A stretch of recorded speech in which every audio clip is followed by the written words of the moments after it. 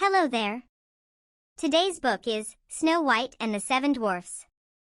Let's get started. Once upon a time, there lived a lovely little princess named Snow White.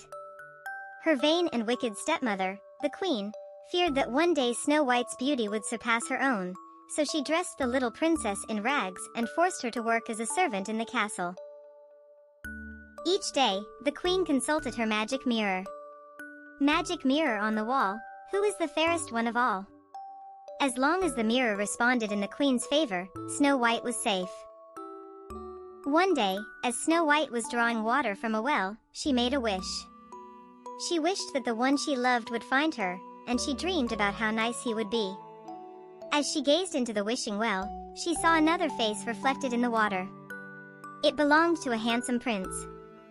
Hello. Did I frighten you? Please don't run away.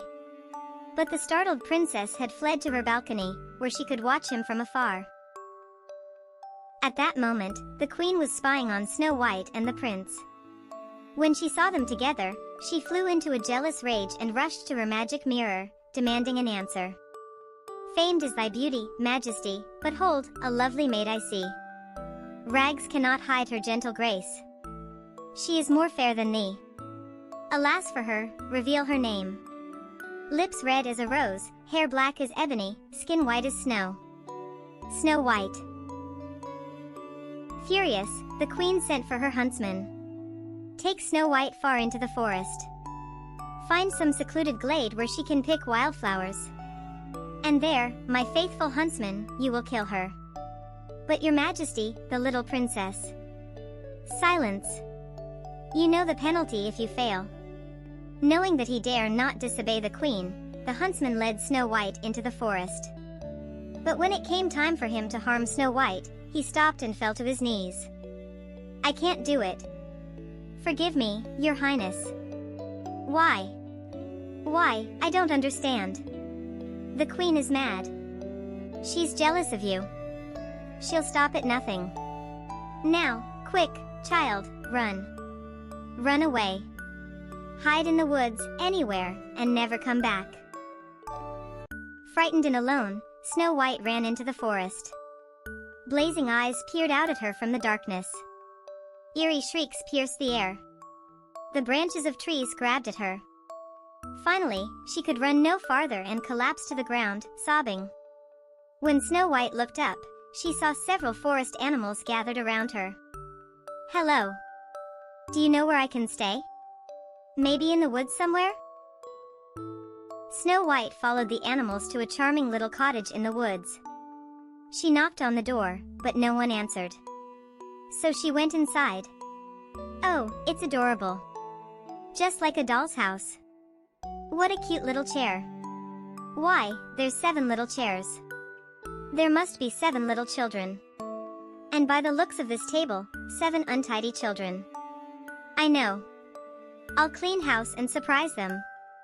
Then maybe they'll let me stay. With the help of her animal friends, Snow White cleaned the cottage in no time. Then she decided to check upstairs. What adorable little beds. And look, they have names carved on them. Doc, Happy, Sneezy, Dopey. What funny names for children. And there's Grumpy, Bashful, and Sleepy. I'm a little sleepy myself. Snow White laid down across 3 of the tiny beds and fell asleep. Just then, the owners of the cottage came marching home. They weren't children at all, but 7 dwarfs who worked all day in their diamond mine. As they came into the clearing, the one named Doc made everyone halt. He peered through his glasses. Look, our house. The lights lit. Doors open. Chimneys smoking. Something's in there. The dwarfs peeked inside the cottage. Doc gasped. Why, the whole place is clean. Grumpy, true to his name, crossed his arms and glared. Mark my words, there's trouble a-brewing. I felt it coming on all day. Suddenly, the dwarfs thought they heard a sound. Doc looked toward the stairs. It's up there, in the bedroom. Cautiously, the 7 little men went to investigate. Doc slowly opened the door and peered in. Why, it's a girl. As the dwarves approached the sleeping princess, she began to stir. "She's waking up. Hide!" Doc dashed behind the beds and the other dwarves ran after him. Snow White yawned and stretched. Then she noticed 7 pairs of eyes looking at her over the end of the beds. She sat up, smiling. "How do you do?" "How do you do what?" Grumpy folded his arms, scowling. Snow White laughed. "Let me guess. You must be Grumpy. I know who I am." "Who are you?" "Oh, how silly of me. I'm Snow White." "The princess?" Doc looked very impressed. But Grumpy frowned. "Tell her to go back where she belongs." Snow White pleaded with her hosts. "Please don't send me away. If you do, the queen will kill me." Grumpy shook his head. "The queen's an old witch. If she finds you here, she'll swoop down and wreak her vengeance on all of us." "Oh, she'll never find me here. And if you let me stay, I'll keep house for you. I'll wash and sew and sweep and cook." "Cook?" Doc rubbed his tummy. "Hooray! She stays." Back in the castle, the wicked queen stood before her mirror. Magic mirror on the wall, who now is the fairest one of all? Beyond the 7th fall, in the cottage of the 7 dwarfs, Snow White still lives. Fairest one of all. I've been tricked.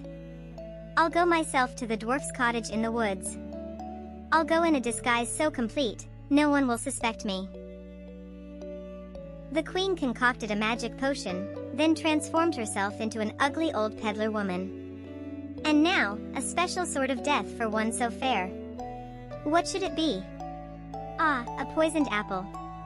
One day, then Snow White's eyes will close forever. Only to be revived by love's first kiss. No fear of that.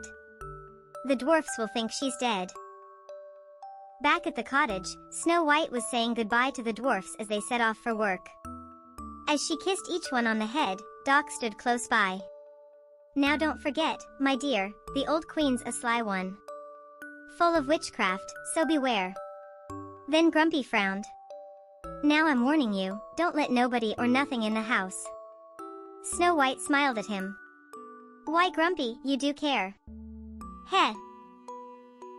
Shortly after the dwarfs left, the old peddler woman appeared at the cottage. "All alone, my pet?" Snow White nodded as the old woman sniffed the air. "Making pies?" "Yes, gooseberry pies." "Ah, it's apple pies that make the menfolk's mouths water. Pies made with apples, like these." She lifted a shiny red apple from her basket. "Like to try one, dearie? Go on, have a bite." Sensing that Snow White was in danger, several birds swooped down on the woman, knocking the apple out of her hand. Snow White tried to shoo the birds away. "Stop it. Go away. Shame on you, frightening the poor old lady. Ah, my heart. Ah, my poor heart. Take me into the house and let me rest. A drink of water, please." Unable to make Snow White understand, the birds and animals raced to alert the dwarfs. At the mine, they pulled and tugged at the confused little men. Grumpy growled. "What is these crazy critters? They ain't acting this way for nothing." Doc thought about it. "Maybe it's the queen." Grumpy galloped off on the back of a deer. "Snow White's in danger. We've got to save her." Meanwhile, the queen picked up the poisoned apple. "Because you've been so good to poor old Granny, I'll share a secret with you. This is no ordinary apple. It's a magic wishing apple." "A wishing apple? Really?" "Yes. One bite and all your dreams will come true." The old woman grinned at the princess. "Perhaps there's someone you love." Snow White remembered her prince. "Well, there is someone. I thought so. Old Granny knows a young girl's heart. Now, make a wish and take a bite." Snow White did so. "Oh, I feel strange." A moment later, she fell to the ground. A sudden storm began to rage as the dwarves reached the cottage, where they found the lifeless Snow White. Through the rain, Grumpy spotted the old hag disappearing into the forest. There she goes, men! After her. The dwarves chased the queen up a steep cliff. You little fools! I'll crush your bones. She tried desperately to pry a boulder loose to crush them. Suddenly, a bolt of lightning shattered the ledge, sending the wicked queen into the valley below. Though the evil queen was gone forever, the princess was still locked in her spell. So beautiful was she, even in death. The dwarves could not find it in their hearts to bury her. Duck brushed away a tear. Let's make her a coffin out of glass and gold. That way, we can still see her and keep constant watch by her side. The prince heard of the beautiful maiden who slept in the glass coffin. He rode to the cottage of the 7 dwarves, and they took him to Snow White. Gently, he kissed her. Then slowly, her eyes began to open. The spell was broken. Love's first kiss had brought her back to life. Snow White's wish finally came true. She bid the 7 dwarves goodbye as the handsome prince swept her into his arms. Soon, wedding bells rang, echoing throughout the forest. From then on, Snow White and her Prince Charming lived in their castle in the clouds, happily ever after. And that's the end of the story. If you haven't done already, please like, share, and subscribe. See you next time. Bye.